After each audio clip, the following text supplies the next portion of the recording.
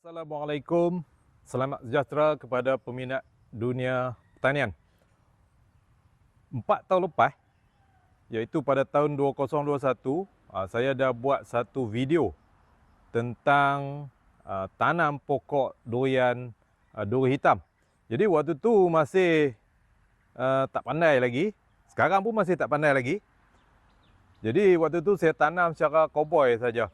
Okey, media tanaman pun saya tak mix dengan organic substance, dengan penggalak akar ataupun ERP. Just tanam saja. Teknik pun tanam biasa, tak guna teknik busuk. Okey. So sekarang lebih kurang selepas 4 tahun, okey, kita nak tengok perkembangan. Jadi video ni part 2 lah daripada sambungan yang video yang lepas. Okey. So kita tengok apa yang jadi. So inilah dia. The same tree yang saya tanam waktu tu, tinggi dia lebih kurang sekaki.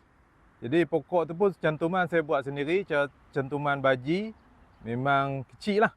Okey, so selepas lebih kurang 4 tahun, inilah dia. Alhamdulillah, pokok okey, hidup, subur. Okey, jom kita tengok lebih dekat. Okey, pokok ni perkembangan dia alhamdulillah. Jadi berbanding dengan pokok-pokok saya yang lain, apabila terkena serangan kulat, yang selalunya bila kena serangan kulat memang pokok akan terbantut. Okey, tapi pokok ni alhamdulillah selamatlah, bukan tak kena serangan teritik beberapa kali, tapi bila kita buat treatment, okey, dia recover.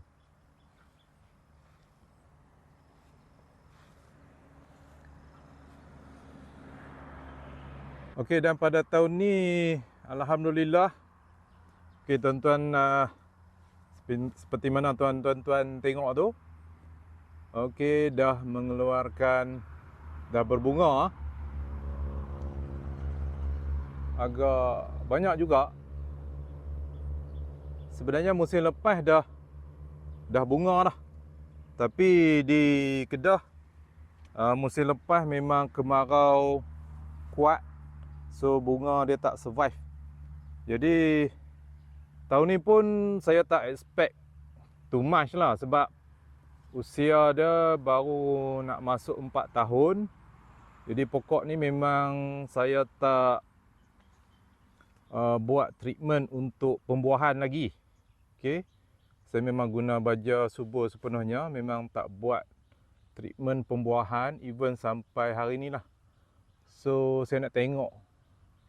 Maksudnya saya tak put stress kepada pokok ni. Okey. Saya nak tengok sama ada dia boleh bunga dia boleh lekat ke tak. Pokok ni saya ada buat pruning, tapi tak terlalu ekstrim. Jadi kalau kita tengok bilangan dahan tu memang masih banyak lah.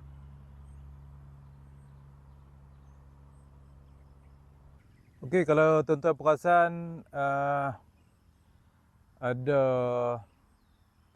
serangga, semut dan juga lebah kelulut yang urung dekat bunga tu. Cuma sekarang pagi ni tak tahu dia boleh membantu proses penembungan atau tidak. Okey tuan-tuan, setakat tu saja video untuk kali ini. Kalau buah dia lekat, okey, saya akan sambung lagi episod ni. Okey. So, jumpa lagi dalam video akan datang. Okey, tuan-tuan, terima kasih menonton. Okey, like, subscribe and comment. Okey, terima kasih. Assalamualaikum.